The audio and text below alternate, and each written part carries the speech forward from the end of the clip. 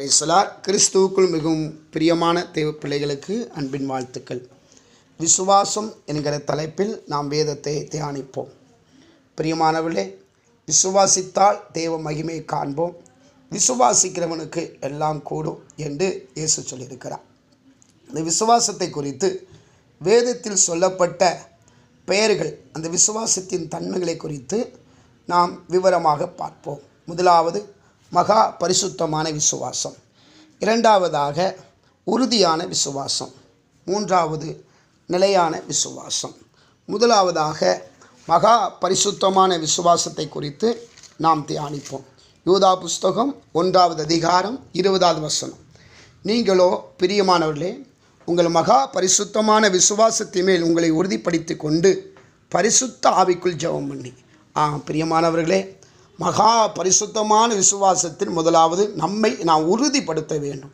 நமக்குள் இருக்கிற விசுவாசம் மகா பரிசுத்தமான விசுவாசமாக இருக்க வேண்டும். அதில் அவிசுவாசமோ சந்தேகங்களோ அல்லது எந்த விதமான பழுதோ குறைகளோ கரைகளோ இராதபடி நமக்குள் இருக்கிற விசுவாசம் மகா பரிசுத்தமாக இருக்கிறதா என்பதை முதலாவது உறுதிப்படுத்தி கொள்ள வேண்டும். மத்தேயு சுவிசேஷம் 17:20வது வசனத்தில் சீசர்கள் பிசாசை துரத்த முடியாமல் தவித்த பொழுது ஆண்டவராய் இயேசுவிடத்தில் சீசர்கள் வந்து கேட்டார்கள், ஆண்டவரே, எங்களால் ஏன் அந்த பிசாசை துரத்த முடியவில்லை என்று. இயேசு சொன்னார், உங்கள் அவிவிசுவாசத்தினாலே. அப்போ பாருங்கள், அவிவிசுவாசம் நம்முடைய வாழ்க்கையிலே தேவனுடைய அற்புதத்தை நடைபெறாதபடி அது தடையாக இருக்கிறது. அதனால் அவிசுவாசம் நம்மில் வராதபடி அந்த அவிசுவாசத்தை நம்ம விட்டு அகற்றி பரிசுத்த ஆவியில் நாம் ஜெபம் பண்ணுவோம், விசுவாசத்தில் வளருவோம். கர்த்தர் நம்மை பலப்படுத்துவாராக. யாக்கோப்பு புஸ்தகத்தில் 1வது அதிகாரம் 6-7 வசனத்தில் சந்தேகப்படுகிறவன் தேவனிடத்தில் எதையாவது பெறலாம் என்று நினையாதிருக்க கடவன் என்று வேதம் சொல்லுகிறது. சந்தேகம் நமக்குள் இருக்குமானால் கர்த்தர் தருவாரா தரமாட்டாரா என்கிற கேள்வி, சந்தேகம் இருக்குமானால் வசனம் சொல்லுகிறது, சந்தேகப்படுகிறவன் காற்றினால் அலையுண்டு ஓடுகிற கடலின் அலையை போல இருக்கிறான். பிரியமானவர்களே, அப்படிப்பட்ட மனுஷன் கர்த்தரிடத்தில் எதையாகிலும் பெறலாம் என்று நினையாதிருக்க கடவன். அப்போ நமக்குள் அப்படிப்பட்ட சந்தேகங்கள் இருக்குமானால் அந்த சந்தேகத்தை நம்ம விட்டு அகற்றுவோம். சந்தேகம் நம்முடைய வாழ்வில் தோல்வியை கொண்டு வந்துவிடும். விசுவாசத்தில் மகா பரிசுத்தமான விசுவாசத்தில் உறுதிப்படுத்தி கொள்ளுவோம். கர்த்தர் நம்மை ஆசீர்வதிப்பாராக.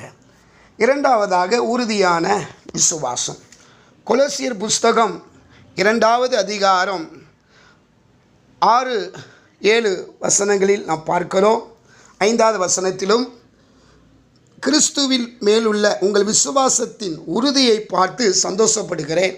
ஆகையால் நீங்கள் கர்த்தராகிய கிறிஸ்து இயேசுவை ஏற்றுக்கொண்டபடியே அவருக்குள் வேர்கொண்டவர்களாகவும் அவர் மேல் கட்டப்பட்டவர்களாகவும் அவருக்குள் நடந்து நீங்கள் போதிக்கப்பட்டபடியே விசுவாசத்தில் உறுதிப்பட்டு ஸ்தோத்திரத்தோடு அதில் பெருகுவீர்களாக. பிரியமானவர்களே, நாம் விசுவாசத்தில் உறுதிப்பட வேண்டும். அந்த விசுவாசத்தில் ஸ்தோத்திரத்தோடு கூட அதில் பெருக வேண்டும். அநேக ஸ்தோத்திரத்தில் கிருபை பெருகும் என்று பார்க்கிறோம். அப்போ விசுவாசமும் இங்கே பெருகிறது. ஸ்தோத்திரத்தோடே அந்த விசுவாசத்தில் நாம் பெருக வேண்டும். அப்படி பெருக வேண்டுமானால், இயேசு மேல் இருக்கிற விசுவாசத்தில் நாம் வளர வேண்டுமானால், அவருக்குள் வேறு கொண்டு அவர் மேல் கட்டப்பட்டு அவருக்குள் நாம் நடந்து கொண்டு அவருக்குள் நம்மை அர்ப்பணித்து வாழ்வோம் என்றால் இந்த விசுவாசத்தை நாம் உறுதியாக இருக்க முடியும். அது மாத்திரமல்ல, எபிரேயர் 11வது அதிகாரத்தில் 1வது வசனம், விசுவாசமானது நம்பப்படுகிற உறுதியும் காணப்படாதவில் நிச்சயமாக இருக்கிறது. நமக்குள் இருக்கிற விசுவாசம் உறுதியாக இருக்கட்டும், நிச்சயமாக இருக்கட்டும். 1 பேதுரு புஸ்தகம் 5வது அதிகாரத்தில் இப்படியாக நாம் வேதத்தில் வாசிக்கிறோம். 5:8-7 வசனத்தில், தெளிந்த புத்தியுள்ளாய் இருங்கள், விழித்திருங்கள், ஏனெனில் உங்கள் எதிராளியாகிய பிசாசானவன் கெட்சிக்கிற சிங்கம் போல் எவனை விழுங்கலாமோ என்று வயதேறி சுற்றித் திரிகிறான். விசுவாசத்தில் உறுதியாயிருந்து அவனுக்கு எதிர்த்து நில்லுங்கள்.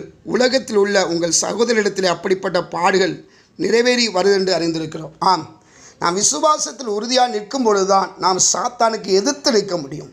விசுவாசத்தில் உறுதியாக நின்று சாத்தானை எதிர்த்து நாம் ஜெயிக்க வேண்டும். விசுவாசத்தோடு தேவனுக்கு கீழ்ப்படிந்து சாத்தானுக்கு எதிர்த்து நிற்போம். கர்த்தர் நமக்கு ஜெயத்தை தருவார். நம்முடைய விசுவாசம் உறுதியாக இருக்கட்டும். எபிரேயர் 3வது அதிகாரம் 14வது வசனத்தில், நீங்கள் ஆரம்பத்தில் கொண்ட நம்பிக்கை முடிவுபரிந்தும் உறுதியாய் பற்றி கொண்டிருப்போமாகில் கிறிஸ்துவிடத்தில் பங்குள்ளதாயிருப்போம். நாம் ஆரம்பத்தில் கொண்ட அந்த விசுவாசத்தை, அந்த நம்பிக்கையை முடிவுபரிந்தும் உறுதியாய் பற்றியிருந்தால் கிறிஸ்துவுக்குள் நாம் பங்குள்ளதாய் இருப்போம் என்று வேதம் சொல்லுகிறது. ஆகவே நாம் கிறிஸ்துவில் பங்குள்ளதாய் இருப்பதற்கு அந்த நம்பிக்கையில் உறுதியாயிருப்போம். கர்த்தர் நம்மை ஆசீர்வதிப்பார். 3வதாக நிலையான விசுவாசம். 1 கொரிந்தியர் 13வது அதிகாரம் 13வது வசனம், இப்பொழுது விசுவாசம், நம்பிக்கை, அன்பு இம்மூன்றும் நிலைத்திருக்கிறது, இவைகளில் அன்பே பெரியது. பிரியமானவர்களே, 3 காரியம் நிலைத்திருக்கிறது. அதில் ஒன்று விசுவாசம். அப்போ நமக்குள் இருக்கிற விசுவாசம் நிலையாக நிலைத்திருக்கிற விசுவாசம் முடிவுபரிந்தும் நிலைத்திருக்கும்.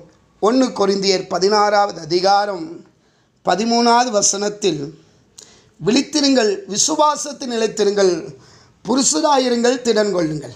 பாருங்கள் எவ்வளோ அழகாக வேதம் சொல்லுகிறது. விழித்திருங்கள், விசுவாசத்தில் நிலைத்திருங்கள், புருஷராயிருங்கள், திடன் கொள்ளுங்கள். அப்போ நாம் விசுவாசத்தில் நிலைத்திருக்கும் பொழுது நாம் திடன் கொள்ள முடியும். விசுவாசத்தில் நிலைத்திருக்கும் போது நாம் புருஷராக இருக்க முடியும். பிரியமானவர்களே, நாம் விசுவாசத்தில் நிலைத்திருப்போம்.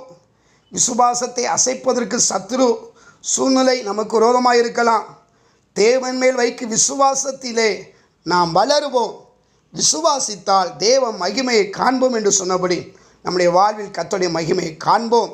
விசுவாசத்தில் வளருவோம். மாணவர்களே, நம்முடைய விசுவாசம் நம்முடைய பிள்ளைகளுக்குள் கடந்து செல்லட்டும். நம்முடைய பிள்ளைகளுக்குள் இருக்கிற விசுவாசம் அவருடைய தலைமுறைகளுக்குள் கடந்து செல்லட்டும். நிலையான விசுவாசம் நமக்குள் இருக்குமானால் நிச்சயம் நமக்குள் விசுவாசம் நிலைத்திருந்தால் பிள்ளைகளுக்குள்ளும் இந்த விசுவாசம் வரும். மத்தேயு 10வது அதிகாரம் 32வது வசனத்தில், முடிவு பரியந்தம் நிலைத்திருப்பவனே ரட்சிக்கப்படுவான். பிரியமானவர்களே, அப்போ விசுவாசத்தில் முடிவு பரியந்தம் நிலைத்திருந்தால்தான் ரட்சிக்கப்படுவோம். கிறிஸ்துவின் வருகையில் நாம் போக வேண்டுமானால் நாம் நமக்குள் இருக்கிற கர்த்தர் மேல் வைத்திருக்கிற விசுவாசத்தில் உறுதியாக நிலைத்திருப்போம். மகா பரிசுத்தமான விசுவாசத்தில் வளருவோம். கர்த்தர் நம்மை ஆசீர்வதிப்பாராக. ஆமென், ஆமென், ஆமென்.